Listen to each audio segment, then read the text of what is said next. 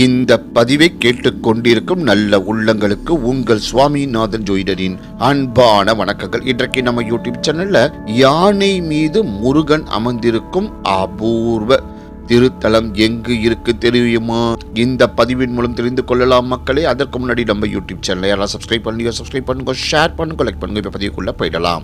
இத்தலத்தில் முருகப்பெருமான் யானை மீது 6 திருமுகங்களுடன் 2 தேவியர் உடன் இருக்க வடக்கு நோக்கி எழுந்தருளி உள்ளார். முருகப்பெருமான் சூரபத்மன் முதலிய அரக்கர்களை அழிக்க போர் செய்த போது தப்பி பிடித்த மாக்கிரகன் என்ற அசுரன் சிவபூஜை செய்து வந்தான். அவன் இத்தலம் வந்தபோது இங்குள்ள இறைவனுக்கு தன் பெயரால் மாக்கிரன் என பெயர் சூட்டினான். இப்பெயர் மருவி மகாரீலசர் என்று மாறியது. திருப்பரங்குன்றத்தில் முருகனுக்கும் தெய்வானைக்கும் திருமணம் நடந்தது. இந்திரன் முருகனுக்கு திருமண பரிசாக வெள்ளை யானையை கொடுத்தான்.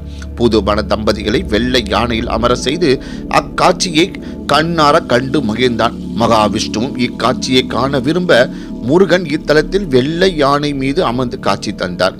மக்கட்பேர் வேண்டுவோர் இங்கு வந்து அங்க பிரதர்சனம் செய்யும் வழக்கம் முன்காலத்தில் இருந்ததாக சொல்லப்படுகின்றது.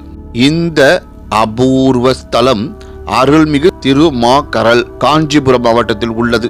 பக்தர்களே, நாமும் இந்த ஆலயத்துக்கு சென்று மயிலுக்கு பதிலாக முருகன் யானை வாகனத்தில் அமர்ந்திருக்கும் அற்புத காட்சியை கண்டு தரிசித்து அவர் அருளை பெறுவோம் என்று கூறி இந்த பதிவை நிறைவு செய்கிறேன். நன்றி, வணக்கம், வாழ்க வளமுடன்.